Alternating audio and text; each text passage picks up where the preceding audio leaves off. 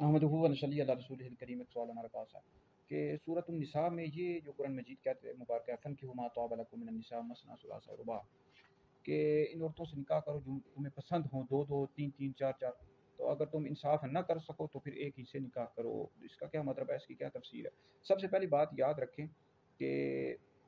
مرد کے لیے ایک وقت میں یعنی 4 نکاح کرنے کی اجازت ہے، 4 سے زیادہ نہیں کر سکتا، ایک ہی وقت میں وہ 4 نکاح کر سکتا ہے، 4 شادیاں کر سکتا ہے۔ ہاں البتہ اس کی ایک بیوی کا انتقال ہو جائے یا پھر کیا ہے کہ وہ ایک بیوی کو طلاق دے دے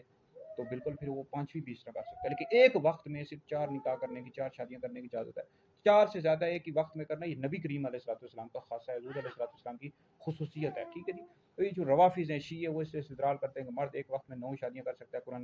قرآن میں یہ کہا گیا کہ 2 2 3 3 4 4، تو یہ درست نہیں ہے، روافظ کا نظریہ غلط ہے۔ مرد کے لیے لازم ہے کہ یعنی اگر وہ کرتا ہے تو ایک وقت میں 4 ہی کرے گا، 4 سے زیادہ نہیں کر سکتا۔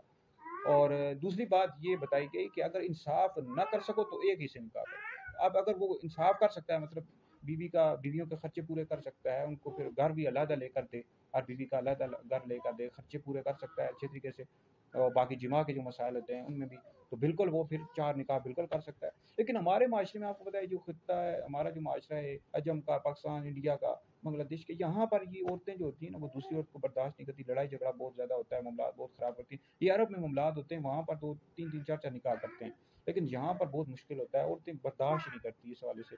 تو اب دوسری شادی اگر مرد کر بھی دے، اچھے محترم معاملات پورے کر رہا ہو، اخراجات پورے کر رہا ہو، پھر بھی وہ لڑائی جھگڑا بہت کرتی ہیں، معاملات خراب کرتی ہیں۔ عورتوں کو بھی یہ بات سمجھنی چاہیے، اللہ تعالیٰ نے اس کا حکم دیا ہے، یعنی اللہ تعالیٰ نے یہ فرمایا ہے کہ اگر تم کر سکتے ہو تو بالکل 4 کی بھی اجازت دی ہے۔ آگے بھی یہ کہا کہ اگر انصاف نہ کر سکو تو پھر ایک ہی پر گزارا کرو۔ تو انصاف نہیں کر سکتا تو مرد پھر ایک ہی سے نکاح کرے، ٹھیک ہے، اگر کر سکتا ہے تو پھر اللہ نے اجازت دی ہے نا، عورتوں کو بھی سمجھنا چاہیے۔ تو اس حوالے سے جی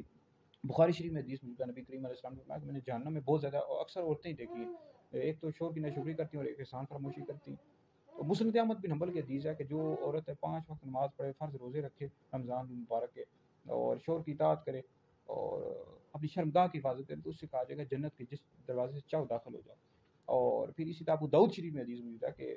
صحابہ کرام علیہ رضوان نے پوچھا کہ بیوی کا، یعنی ایک شخص نے پوچھا کہ بیوی کا ہمارے اوپر کیا حق ہے، تو حضور علیہ السلام نے فرمایا کہ جب تم کھانا کھاؤ تو اسے بھی کھلاؤ، جب تم کپڑے پہنو تو اسے بھی پہناؤ، اس کے چہرے پر مت مارو، اور یہ نہ کہو کہ اللہ تیرا برا کرے، اور اس سے گھر کے اندر ہی علیحدگی اختیار کرو۔ تو بہرحال یہ یاد رکھے کہ شور کو اللہ نے اجازت دی۔ آپ دیکھیں عورتیں ہمارے ملک میں کتنی زیادہ، مرد کم ہیں، اگر مرد کے پاس اخراجات ہیں، معاملات ہیں، تو بالکل دوسری تیسری شادی کر سکتا ہے، اجازت ہے، تاکہ عورتوں کے معاملات بھی ہیں۔